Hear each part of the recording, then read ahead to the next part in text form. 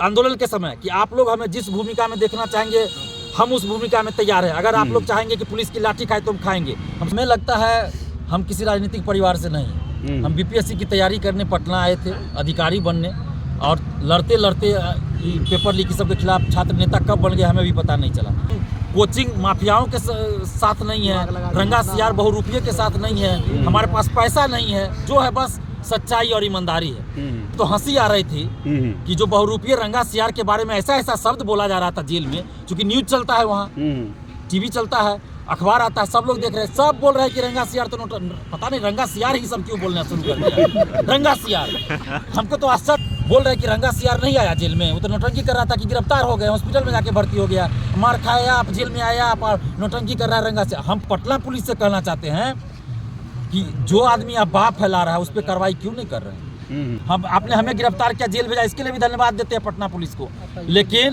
लेकिन जो अफवाह फैलाया कि गिरफ्तार फलना जी चिन्ना जी, पटना पुलिस ने वीडियो जारी किया कि कोई अरेस्टिंग, मैं उस समय थाना में था गिरफ्तार जिस समय वो रंगा सियार बाहर निकला है। और पहले भी कहा था कि पटना में जो माफिया सक्रिय है, जब तक उस पर कार्रवाई नहीं होगी छात्र के साथ अन्याय होता रहेगा।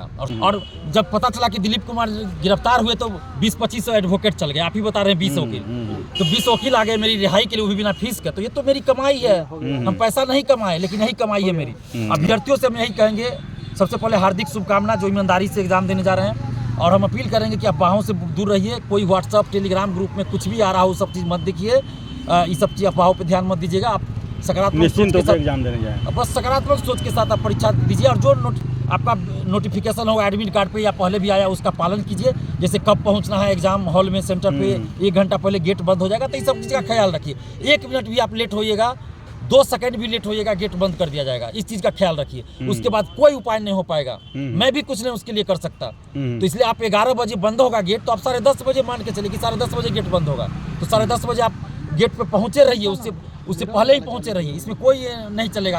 पिछले साल भी कुछ अभ्यर्थियों का एग्जाम छूट गया, उसमें कोई कुछ नहीं कर पाएगा। और जेल में थे, हम देख रहे थे न्यूज में, तो हमें बहुत खुशी हुई कि कम से कम चलो एक आदमी तो संघर्ष करने वाला आया। और इसी तरह हम युवाओं से अपील करेंगे, मेरे बारे में युवा फैसला करेंगे कि हमको क्या करना चाहिए। मैं युवाओं के लिए लड़ रहा हूँ। युवा तो कह रहे हैं, पूरा कमेंट आ रहा है, बड़ी ध्यान। युवा जिस भूमिका में हमें देखना चाहेंगे, मैंने उस दिन भी कहा था, देखिए आप लोग गवाह होंगे, मैंने वहाँ पे कहा था आंदोलन के समय कि आप लोग हमें जिस भूमिका में देखना चाहेंगे हम उस भूमिका में तैयार हैं। अगर आप लोग चाहेंगे कि पुलिस की लाठी खाए तो हम खाएंगे। हम सड़क पे थे, लाठी भी खाए, फिर गर्दनी बाग भी हम गए। गिरफ्तार हुए दिलीप जी, आप ही क्यों? सबसे सस्ता, सबसे कमजोर आप ही हैं क्या कि बाकी लोग जो है नाखून कटा के शहीद बन गया, क्या क्या ड्रामा हुआ, लेकिन आप हमेशा पुलिस आता है आपको मारता है, टांग के थाना ले जाता है या जेल पहुंचा देता है। देखिए हमें लगता है हम किसी राजनीतिक परिवार से नहीं, हम बीपीएससी की तैयारी करने पटना आए थे, अधिकारी बनने, और लड़ते लड़ते पेपर लीक सब के खिलाफ छात्र नेता कब बन गए हमें भी पता नहीं चला।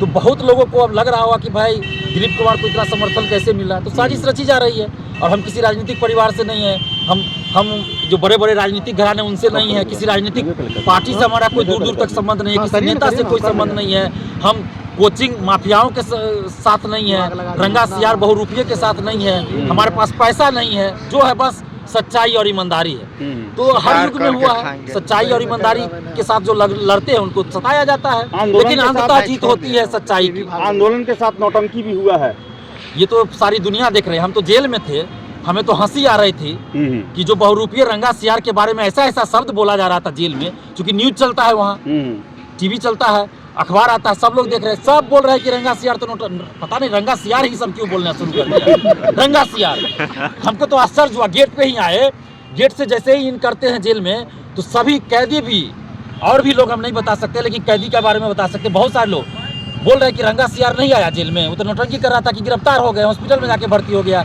मार खाया आप, जेल में आया आप और नौटंकी कर रहा है रंगा सियार। हम पटना पुलिस से कहना चाहते हैं कि जो आदमी अफवाह फैला रहा है उस पर कार्रवाई क्यों नहीं कर रहे हैं। दिलीप कुमार को अफवाह नहीं फैलाया, आपने गिरफ्तार किया, ठीक है, धन्यवाद देते हैं आपको। आपने हमें गिरफ्तार किया, जेल भेजा, इसके लिए भी धन्यवाद देते हैं पटना पुलिस को।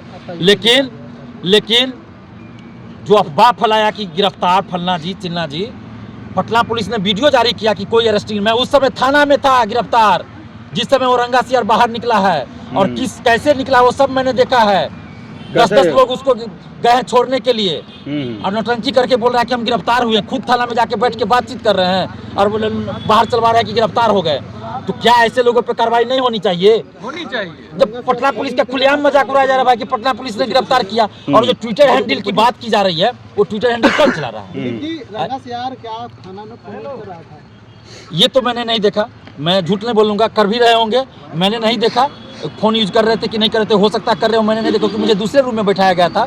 जब वो निकल रहे थे तब मुझे नज़र आया कि भाई वो लोग जा रहे हैं पूरे, मतलब ऐसा लग रहा था कि कोई सम्मान के साथ कोई मंत्री जी जा रहे हैं। तो ये तो पूरा खेल चल रहा है, सबको पता चल रहा है ना, ये खेल चल रहा है। देखिए मैंने पहले भी कहा था कि पटना में जो माफिया सक्रिय है, जब तक उस पर कार्रवाई नहीं होगी छात्र के साथ अन्याय होता रहेगा और सरकार को कार्रवाई करनी होगी। कार्रवाई दिलीप कुमार नहीं कर सकता है, दिलीप कुमार सिर्फ भंडाफोड़ कर सकता है।